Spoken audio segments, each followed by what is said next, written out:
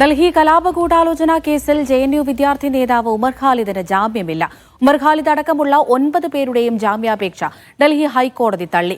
ഗൂഢാലോചനയിൽ പങ്കുണ്ടെന്നാരോപിച്ച് 2020 സെപ്റ്റംബറിലാണ് Umar ഖാലിദിനെ Delhi police arrest ചെയ്തത്.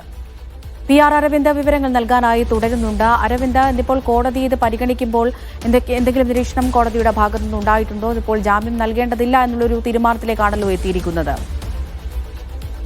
ജാമ്യാപേക്ഷയിൽ നേരത്തെ തന്നെ വാദം പൂർത്തിയായതാണ്. ജൂലൈ 9 വാദം പൂർത്തിയായി സെപ്റ്റംബർ 2 വിധി പറയാൻ വേണ്ടി മാറ്റിവെക്കുകയായിരുന്നു. എന്തായാലും ഇന്ന് ജാമ്യം അനുവദിക്കില്ല, ഈ വാദം ജാമ്യാപേക്ഷ തള്ളി എന്ന വാക്ക് മാത്രമാണ് സുപ്രീം കോടതിയുടെ ഭാഗത്തുനിന്നുണ്ടാവുന്നത്. ഇത് വിധിപ്പകർപ്പ് വന്നാൽ മാത്രമായിരിക്കും എന്താണ് കൂടുതൽ നിരീക്ഷണങ്ങൾ ഡൽഹി ഹൈക്കോടതിയുടെ ഭാഗത്ത് ഉണ്ടായിട്ടുള്ളത് എന്ന് നമുക്ക് വ്യക്തമാവുക. ഉമർ ഖാലിദ് അടക്കം 10 പേരുടെ ജാമ്യാപേക്ഷയാണ് ഇന്ന് തള്ളിയിരിക്കുന്നത്.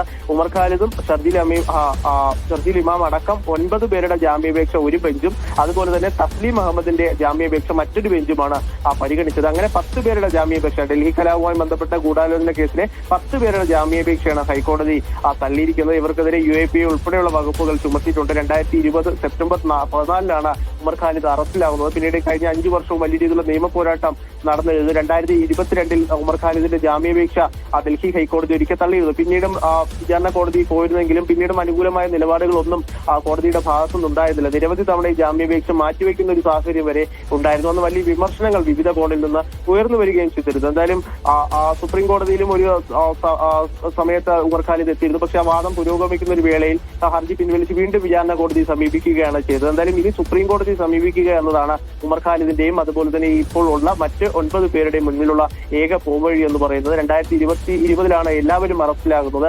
5 വർഷം കഴിഞ്ഞ 5 വർഷമായി ജയിലിൽ തുടരുന്നു. വലിയ രീതിയിലുള്ള പ്രതിഷേധങ്ങളും അതുപോലെ തന്നെ പ്രതിഷേധ പരിപാടികളടക്കം രാജ്യത്തെ വിവിധയിടങ്ങളിൽ ഇവരുടെ മോചനവുമായി ബന്ധപ്പെട്ട് നടന്നിരുന്നു. പക്ഷേ കൃത്യമായ നിലപാട് കേന്ദ്ര സർക്കാരും അതുപോലെ തന്നെ ഡൽഹി പോലീസും ഇതിലെടുത്തിരുന്നു. ശക്തമായി ജാമ്യാപേക്ഷ ഡൽഹി പോലീസും അതുപോലെ തന്നെ കേന്ദ്ര സർക്കാരും ഡൽഹി ഹൈക്കോടതിയിൽ എടുത്തിരുന്നു. കാരണം രാജ്യത്തിനെതിരെയാണ് ഇവർ പോരടിച്ചിരിക്കുന്നത്. അപ്പോൾ രാജ്യത്തിനെതിരെ ഇത്തരത്തിലുള്ള പ്രതികളെ അവർക്കെതിരെ ശക്തമായ നടപടി ഉണ്ടാകണം. വിചാരണ പൂർത്തിയാകുന്നതുവരെ ജാമ്യം നൽകരുതെന്നതാണ് ഡൽഹി പോലീസിന് വേണ്ടി ഹാജരായ സോളിസിറ്റർ ജനറൽ തുഷാർ മേത്ത കോടതിയിൽ ഉന്നയിച്ചിരുന്ന ഒരു വാദം. എന്തായാലും ഈ വാദങ്ങൾ അംഗീകരിച്ചുകൊണ്ട് തന്നെയാണ് ഈ 10 പേർക്കും ഇപ്പോൾ കോടതി ജാമ്യം നിഷേധിച്ചിരിക്കുന്നത്. അമൃത. ശരി അരവിന്ദ്.